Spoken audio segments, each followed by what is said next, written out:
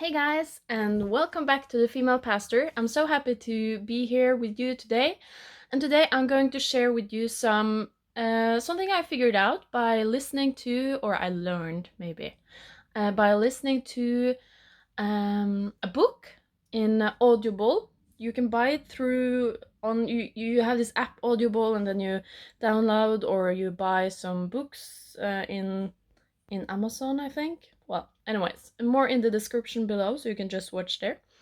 But it's Misreading Scripture. The title is Misreading Scripture with Our Western Eyes.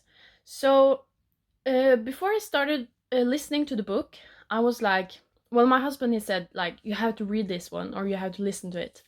So I was like, okay, right, okay, fine, I'll do it. But I started listening to it, and it just, like, I know that I have a Western culture, a Western way of thinking, but I didn't know that it would actually be so much affect me so much.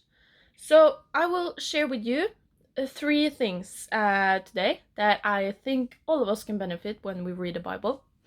So the main their main like focus is that scripture and culture and all this stuff is like, when you read the scripture you get a little bit of the iceberg, you know, you have a little bit, a tip of it, and it's what's beneath, under the water, the big mountain under the water, the big iceberg under the water. That's all this stuff with culture and all this stuff, and some things you don't have to dive so much into it to figure it out, but other things you have to, go really deep down, get to know the culture before you actually figure out what the text really says. So here comes three things. It was many more, but three things that I really was like, eureka. Yeah. Number one, you versus you. In English, you have you for you plural, you singular. In Norwegian, we actually have you singular, another word for that, and another word for you plural. Well, this sometimes makes it difficult to read the Bible, because is it talking about sometimes in the scripture, we read it as you singular, while it's actually you plural. And this might affect our way of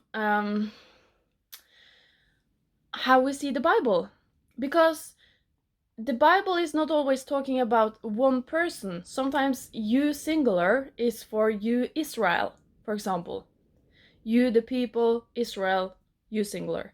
Sometimes it's you plural in one of the letters from Paul, for example, where he talks to a whole congregation. So when we read scripture, we often read it like, for me, it's like, God, you are or God says, I will take care of you. But actually, God is talking to you plural, to many people. It's not only for me as an individual, but it's for a whole community, a whole family. And this is like this you singular, you plural, it's important. But another thing is that often Westerners, like myself, we read the Bible um, like like it's all about me. It's all about me, and for me, and for me, and for me. We are generation me. We are generation um, that thinks that everything in the Bible is like so personalized and individualized. But that's actually not how it works, because in Jesus' day and in the Old Testament's day, the people was part of a community. um a Westerner is it's very important for us to be have some alone time, to recover from things, maybe think about things, meditate. While in other cultures, um and the authors in the book have experience from other culture. In other cultures, there is no alone time. You're actually quite weird if you need some alone time. Everything is figured out publicly or in the family, and if you want to be alone, it's like, it's just weird. And that culture is actually how it was in the Old Testament and in the old days. So that's also something to be aware of.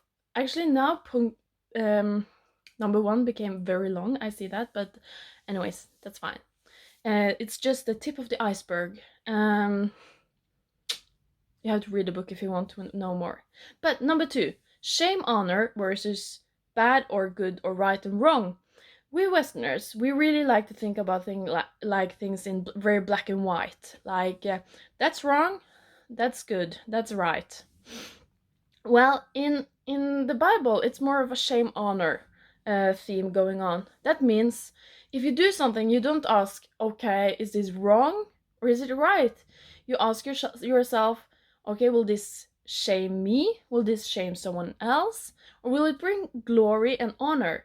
You know, in the Bible, it often says that we should honor God, and we honor God by, asking us questions. Okay, if I do this, will this honor God? Not asking, is this right? Is this wrong?